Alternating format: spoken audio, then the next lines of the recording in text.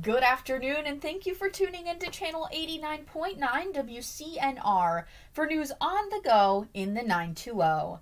This is your host, Mackenzie McGregor, starting you off with today's international headlines. In the UK, British students have returned to school after a 2-month closure, with Prime Minister Boris Johnson saying he aimed to get the country moving closer to a sense of normality. As part of the plan, millions of high school and college students coming back to UK classrooms on Monday will be tested for the first few weeks. Authorities want to quickly detect and isolate asymptomatic cases in order to avoid sending entire schools home. Johnson says we are being cautious in our approach so that we do not have to undo the progress we have made so far.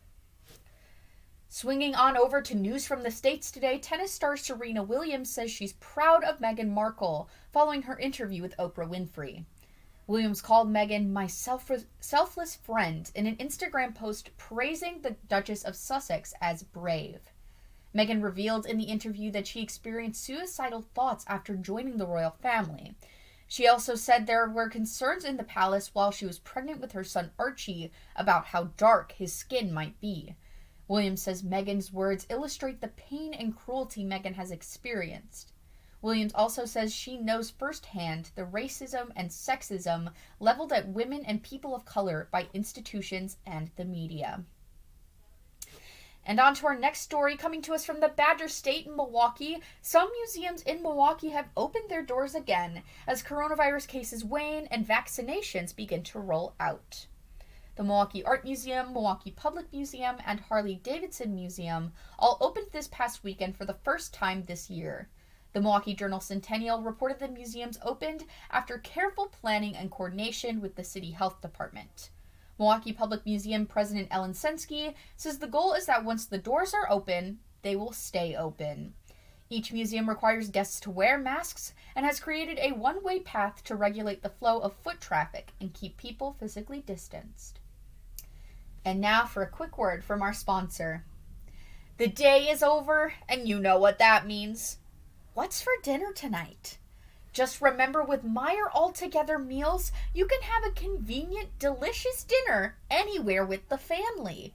Just stop into the Meijer Deli to discover lots of great ready-to-go meals, like a juicy Meijer 30-ounce rotisserie chicken and any refreshing 2-liter Coca-Cola product for $7. Or crispy fried chicken and a 2-liter of delicious Coke Zero Sugar for $8.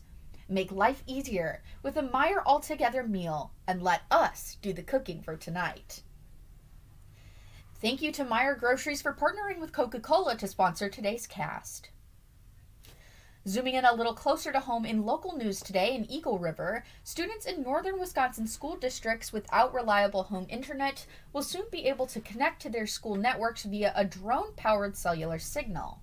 The project comes from a Wisconsin startup via a state-funded pilot program in the Eagle River area. Wisconsin Public Radio reports the goal is to test the use of drones as a way to expand internet activity into rural areas.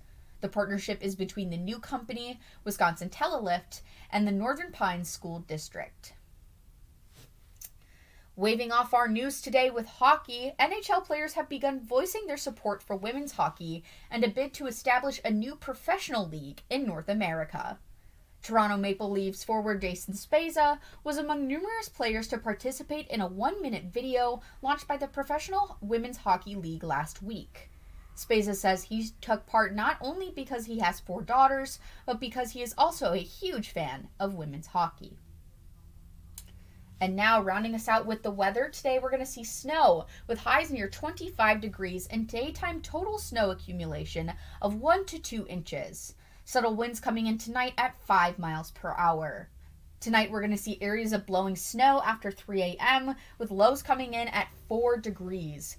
Winds from 15 miles per hour will increase to 25 after midnight. Tomorrow we're going to see a 30% chance of blowing snow, mainly before 9 a.m., cloudy with temperatures falling tonight around 3 to 5 p.m.